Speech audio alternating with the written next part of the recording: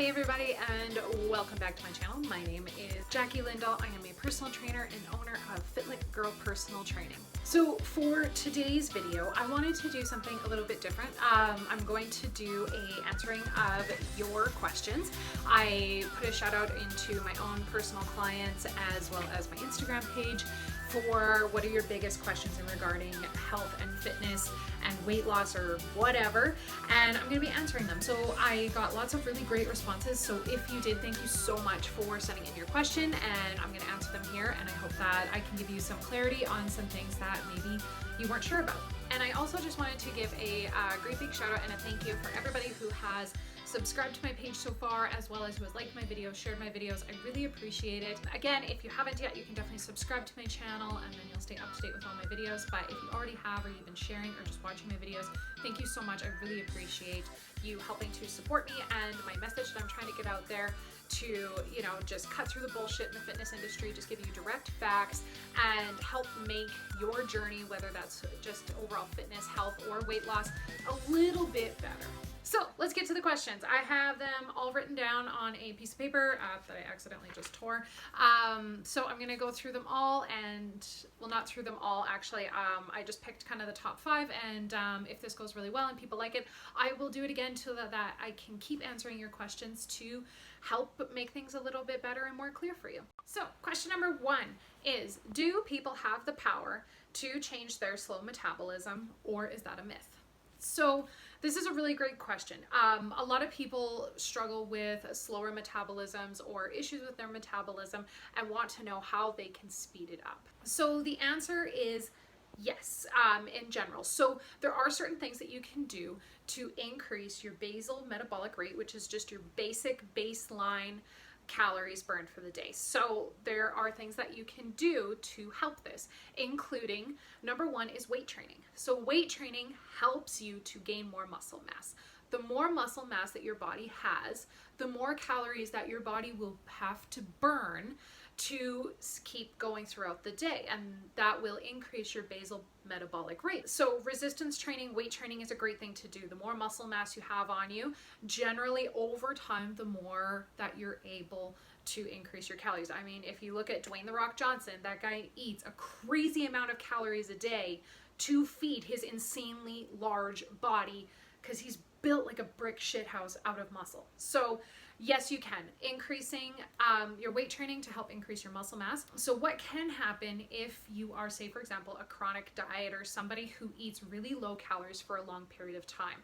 What can happen with this is called metabolic adaptation. I talked about this in one of my most recent Instagram posts. But basically, what metabolic adaptation is when you chronically diet for a long time, or you're in a calorie deficit for a long period of time, your body's metabolism will start to slow down to adapt to the amount of calories that you're taking in. Your body wants to be in homeostasis. It wants to stay the same. It does not like to change. So it will adjust your metabolism to slow down to go along with the decreased amount of calories. So this is one of the main issues with chronically being in a calorie deficit for a long time, is this metabolic adaptation. A lot of people will confuse this with starvation mode, but it's actually known as metabolic adaptation. And this is how you can have somebody who's eating like 1,200, 1,400 calories and not losing any weight.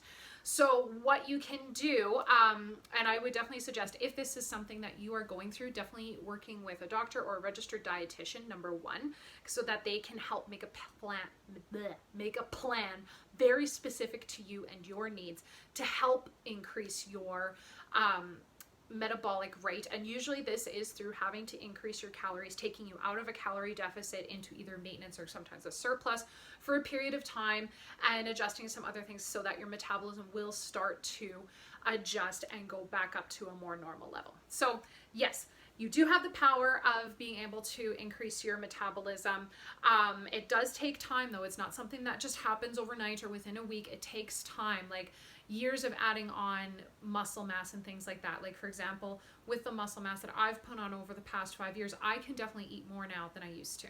Another thing to focus on with gaining muscle mass is making sure that you're eating sufficient protein so that your body will be able to add more muscle mass to your body to allow your metabolism to be able to increase. So Generally for protein intake, which I'll talk about a little bit later because there's actually another question on it, that 0.8 to 1 gram per pound of lean body weight. So I hope that helps answer some questions. If it doesn't, definitely post in the comments or send me a message and I can help you out a little bit further. Okay, question number 2. What is your favorite workout? What does it target and why is it your favorite? So I like that. I didn't actually expect anybody to ask me any questions about my own personal experiences. So my favorite workout is actually the deadlift. I love deadlifts. Deadlift is a wonderful exercise because it can be modified to everybody's abilities. You can do deadlifts with dumbbells, you can do deadlifts with kettlebells, you can do deadlifts with a bar, you can do deadlifts with a trap bar where it's the bar that goes all the way around you. So many different ways that you can do it. So I love that it is so variable and that it is a exercise that works your entire body. The main focus is your hamstrings and glutes. However, though, once you start adding weight, especially through like a kettlebell or a barbell, your core is involved. Your abs, are actually built with deadlifts, especially really heavy deadlifts. So definitely your core is involved, your upper body. The other reason why I love deadlifts so much is that you can really increase the weight with it. So, I mean, not easily, it takes a lot of work, but you can lift more than your own body weight. If you've seen like women power lifters and the amount that they can lift is just amazing. So I love the deadlift because number one, you can lift a lot of weight, which is not only, super cool, but it's also just a huge confidence boost knowing I can pick that shit up and put it back down. It's a great exercise that works all different muscles throughout the body. I mean, really, it's a great compound full body movement once you're especially starting to get into the heavier weights and stuff. And yeah, it's just a great thing. There's nothing better than being able to, reach a new PR or personal best with a deadlift and just being like, I lifted that shit, and you just feel on top of the world. So that's why. Okay, number 3, I'm going to read the whole thing. So, water. I am trying to get better at drinking more water by drinking water before coffee, like you say. Good job. But it goes right through me. I feel like I might as well sit on the toilet and live there. So my question is, does that change and does your body get used to it? So number 1, great job on trying to focus on drinking more water. Now I'll just go a little bit about, if you haven't heard my water before coffee rule. It's not, like a miracle thing or anything like that. I personally like the rule of drinking at least 1 to 2 glasses of water before I have my coffee in the morning, because I like to drink a lot of coffee, and coffee is not dehydrating. Okay, there is no evidence out there whatsoever that coffee dehydrates you. It doesn't. Yes, it is a diuretic, but think about it. What's coffee made out of?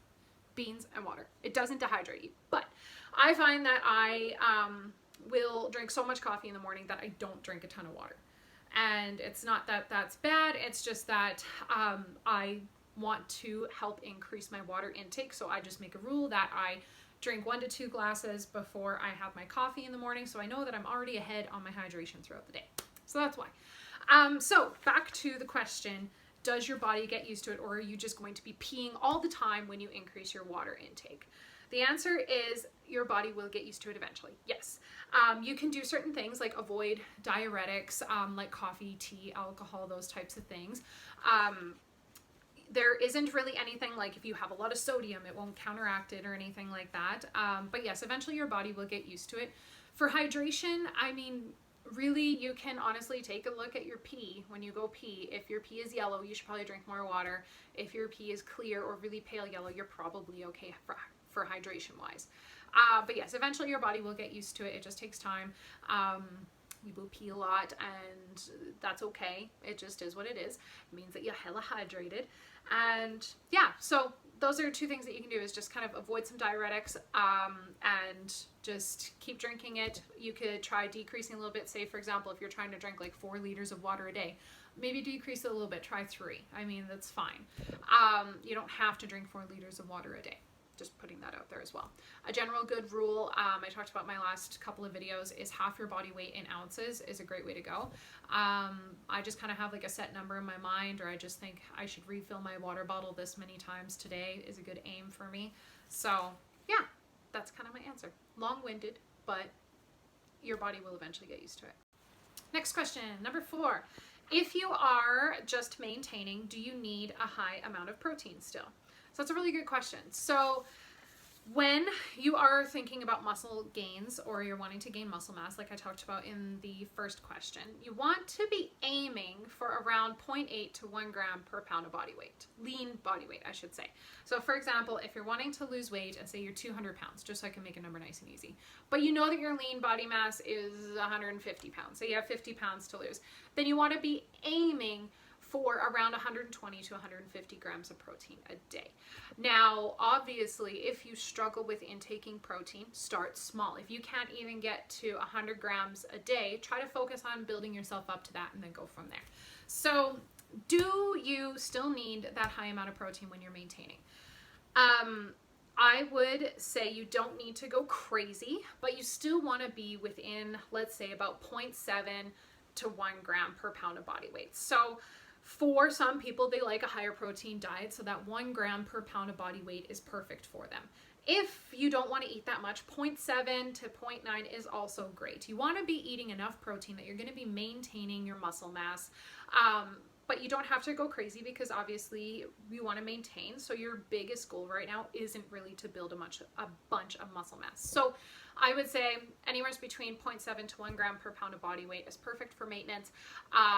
You don't have to go crazy with your protein though or anything like that. Just trying to incorporate it with every meal and some snacks and stuff like that. And yeah, so usually when I'm maintaining, I kind of just keep my protein levels about the same. I don't really change them that much. I'll eat anywhere between 0.8 to 1 gram per pound of body weight on any given day. That's just kind of my aim, and go from there. So yeah. And the last question is a really good question. It's how do I strengthen to get whiplash pain to go away? So I don't really know a ton about your situation. I'm sorry, I'm assuming that you were in a car accident, which is super crappy. So number one, I would suggest if you're having any sort of pain or discomfort, to get it checked by a doctor, a physiotherapist, somebody to have it looked at. Make sure that you have a thorough workup. The next thing that I would definitely highly suggest to do if you are still having issues is to go to physiotherapy. Physiotherapy for me changed my life after, especially like with my knee injuries. After my knee injuries, I've had back issues in the past. Like physiotherapy to me is just amazing. So that all being said, the main thing to do if you're having pain of any sort is it could be potentially of muscles needing to be trained so that they hold you in place properly.